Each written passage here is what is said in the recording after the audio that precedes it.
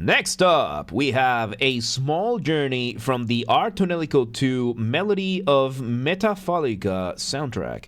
Once again, everybody, this is a Basterd's LFA, a layman-friendly analysis. I'm a professionally trained musician and composer, and my objective here is to explain things in a way so that you don't have to be one to understand what is happening here, musically. So, if you like the sound of that, make sure you're following the channel, subscribe to the channel, whatever term you use, like the video, share the video, leave a comment, turn on notifications, become a member. Once again, everybody, don't forget to join the Discord server, the gaming channel. How to request songs if you're not on the live stream. We have a spiel for this and a bunch of other things at the end of this video, so stick around for that. Disclaimers showing on your screen right now, so go ahead and pause to read them in full. Otherwise, please be patient with me. I am acoustic and guitarded, so please keep that in mind. With that said, let's go ahead and do this. This week is good. Yes, it is. Let's go. Small journey.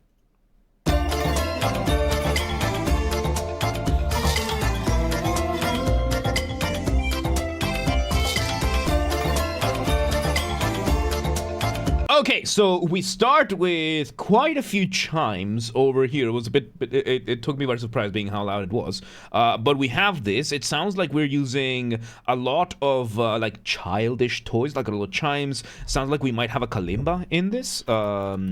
The kalimba being this very, very beautiful instrument, and some other combinations of percussions, smaller percussions, giving us that initial melody. This melody seems to be two parts, with a call and response, but that initial melody giving us our initial motif. Motif being the smallest version of your musical idea, the seed, the essence from which everything else comes from. Of course, we have some percussion giving us a beat, and then we're having the first part giving us a very beautiful set of melodies, being harmonized and everything, meaning that we have it kind of like stacked up vertically, and then we have the first melody is descending, the second melody is ascending, giving us a slight bit of inversion.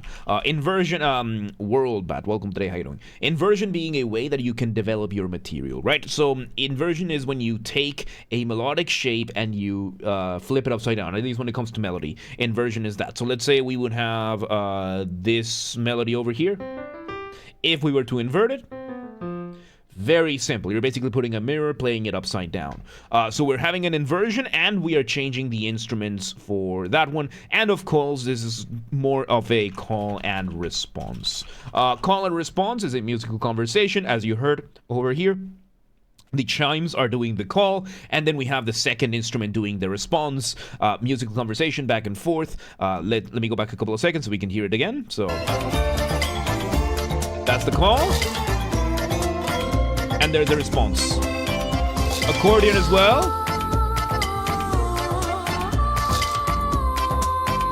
Ooh. And we bring in a vocalist. Now, this muddies the water a little bit, but this does not so far qualify this to be a song, because songs, as opposed to instrumental music, will have vocals, and the vocals will usually have lyrics. That's the whole purpose of a song. Right now, we are having this vocalist coming in more as a instrument, just singing a melody rather than singing any lyrics. So far, this stays in the realm of instrumental music, even though we have a vocalist. The vocalist, of course, giving us now a variation of the melody that we just heard, because of course a single vocalist is not going to be able to play all of the parts that we just heard, right? So let's see where this goes. The gestuals, it kind of reminds me of it has that vibe of the gestuals in Expedition 33. Yeah. I mean, small journey, it implies the, like a little bit of more innocence, childlike innocence, which is something that the gestuals have in Expedition, so makes sense. Anyway, let's see where this goes. Some arpeggios, accordion. And I like the accompaniment as well. So in the accompaniment, of course, we're getting the drums, right? But then we are having a another, I think it's like an accordion, playing, of course, the accompaniment. Accompaniment being whatever is not in the lead. So in this case, we're doing a syncopated accompaniment. Syncopation being when you play against the beat or against your drums. And we're doing kind of like a reggae kind of rhythm over here, because reggae is, you know, bang, dum, bang, dum, bang, while this one we're doing like slightly faster. Reminded me of many JRPGs. Yeah, Expedition 33 is the comeback of RPGs, I would say. I loved that game, dude. It's so good. Anyway, let's continue. Alright, we changed the chord around. And yes, every once in a while we're getting it. I can't tell if it's an accordion or some violins, but either way it's giving us an arpeggio. Arpeggio being when you play a chord one note at a time. So for example, here's C major, here it is arpeggiated, right? And over here, what are we doing? We're just, or even the first inversion, right? We're doing that every once in a while, sporadically, going back and forth. Our instruments really are bouncing back and forth in the accompaniment primarily, so good stuff. Let's see where it goes. Oh, okay, no. So yes, they are violins. They are violins engaging in what is called pizzicato. Pizzicato is when you pluck a string, usually used for instruments that would have a bow, but when you pluck it instead. So if we bring a violin over here, a violin, as you can see, let's say a picture of somebody playing it, you can see this guy is playing with the bow, and if you tell to the player to do pizzicato, then the player is going to take usually the remaining fingers and pluck the string, and then if you want them to go back to the bow, you just say to play arco, because arco means bow, pizzicato is to pluck, and we're using that going on. Accordion sounds nice, yeah, like the accordion is, it's usually you wouldn't see accordions in this kind of music, but it's really working very well for the advantage of this music. Is there an opposite to pizzicato? Arco. Yeah, the opposite of pizzicato is arco. Yeah, at least when it comes to violins, yeah. Anyway, let's see where this goes. Back we go to the original motif. Oh, and we have now the vocalist doing a little bit of canonic imitation. So as you can hear over there, so canonic imitation is exactly what just happened playing a guitar with a bow. You can do it, it's just that the guitar is not designed for that. So it's very difficult to have a bow play on a guitar because the way the violins are designed. So as you can see, viol instruments will have this little bridge over here which arches the strings, which allows your bow to be able to play a single string without much difficulty because the strings are angled. But if you look at something as a guitar, the guitar will have all strings being on the same level. Which means if you're playing a bow, you're probably going to have to play all the strings. Like you might be able to angle it to play like the bottom string or the very, very top string, but it's very difficult because of the rest of the body wouldn't allow you. So it's physically very, very difficult. Like there are players who have done that. It's just really difficult. So yes, we are having some canonic imitation. Canonic imitation, exactly what you just heard. We had the initial chimes bringing the original theme back, and we had the vocalist singing that as a call and response, doing that as a response, just imitating the original melody. So yeah, let's see where this goes. It's beautiful. Oh, and we have the accordion really going at it. Canonic imitation. Back we go to this. Okay, so structurally speaking, we have something called form.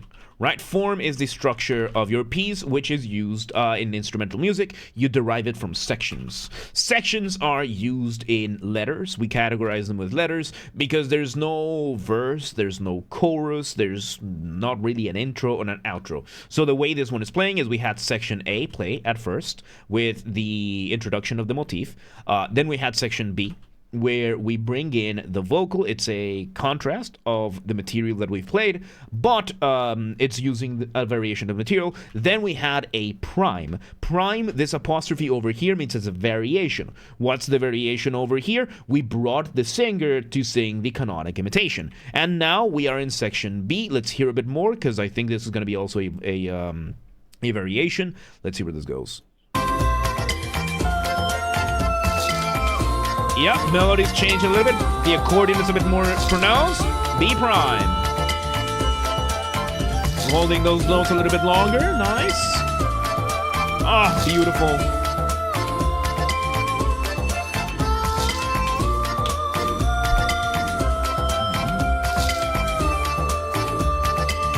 More developed versions. Okay, so we just had a big contrast over here. So what we can do is, considering the length of this piece, we can sum up A and B as just being A. Then we can sum up B prime as being A prime. And now we are starting section B. Like, a lot of the times these end up making a little bit more sense because, you know, this is like we're barely halfway through. So now we are getting to section B, which is an actual full contrast. First, we were having pretty much the same accompaniment with a variation of the melody, which is common to be in the second half of your A section, and now we are bringing in a full B section, something completely contrasting. Let me go back a couple of seconds, let's hear it again.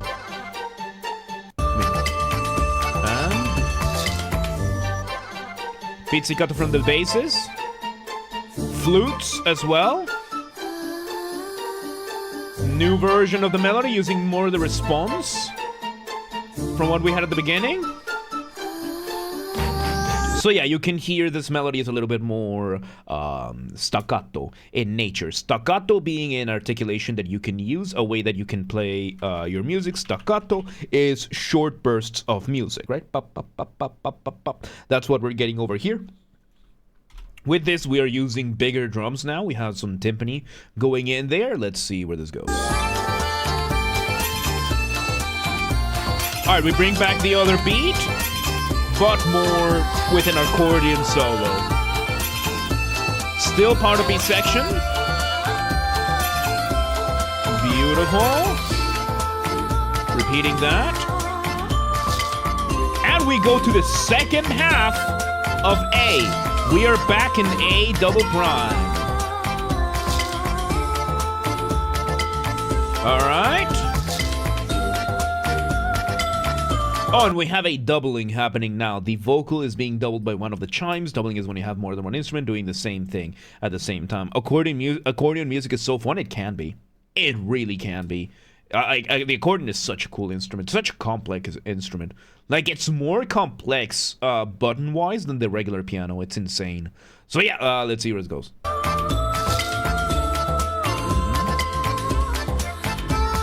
Those arpeggios happening. So yeah, we're having this part. I guess.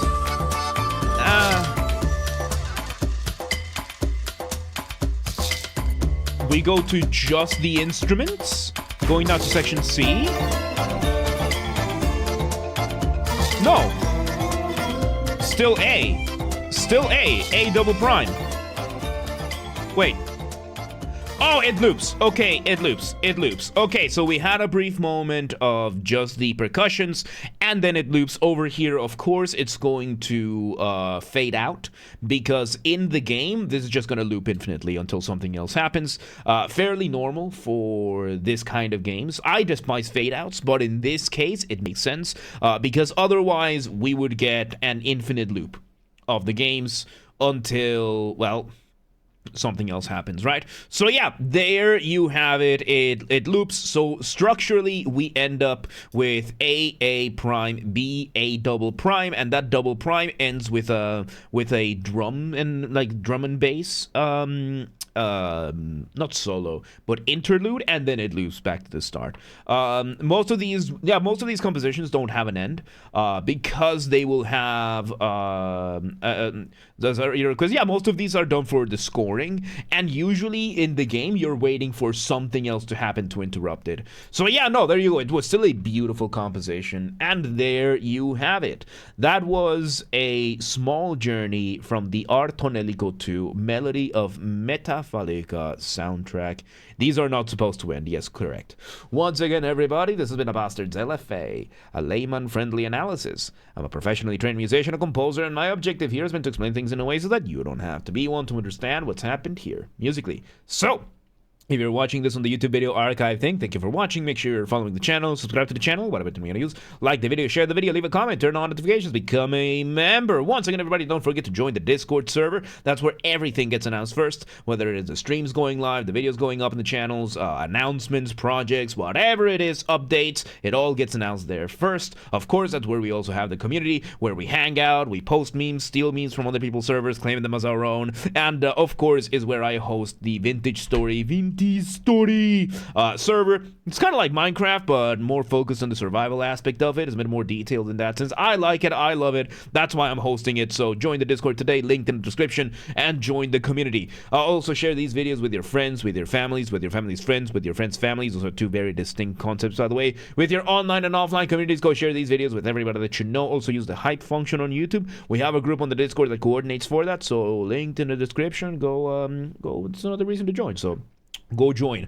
Artists, musicians, or otherwise on YouTube or elsewhere. This is an open invitation. If you want any of my musical skills, whether it is my guitars, Mongolian throat singing, the good old ooh, ooh, ooh, ooh kind of thing, regular singing, voice acting, if you want help figuring out something for your composition, whatever it is, reach out, let me know, let's make stuff together, let's work together, let's make stuff. And if you're in the audience and you know somebody that could benefit, reach out, let them know. Please do not harass anyone, please do not spam anyone, be cool about things. Don't be a rat. Members get early access to the content. I schedule the videos for the week on Saturdays, and if you're a paid member on YouTube, regardless of the tier, you get access to the videos when I schedule them, at least for the LFAs, so that's up to a week in advance. So become a member today. If you want to listen to this without me interrupting every 3.5 seconds, I'll be linking in the description down below. If you want to request a song and you're not on the live stream, check the pinned comment on this video. It has the instructions on what to do. If you want to catch the streams when they happen live, we aim for Monday through Friday, 6 p.m. Central European Time. We stream live on Twitch, YouTube, and Kick so that you can tune in for whichever platform you prefer. Again, 6 p.m. Central Europe. If you're not in Europe, do not worry. We have the full up-to-date streaming schedule showing in your local time zone in both Discord and Twitch. So if you live in Tres Puentes, that means 3 bridges. There's more than 3 bridges here. Don't ask me. And you're like, yeah, but what time is 6 p.m. in Hungary? I don't live there. Do not worry. Just go to the Discord or the Twitch, both linked in the description, and it's going to show in your local time zone.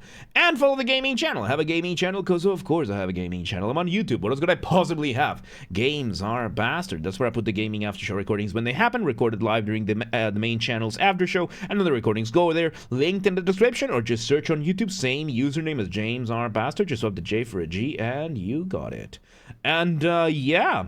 There you have it, a small journey, our Tonelico 2. What a beautiful track that was. Like, regardless of it looping or fading out, that was still beautiful, dude. Really good stuff, dude. Really good stuff. But yeah, let's move on.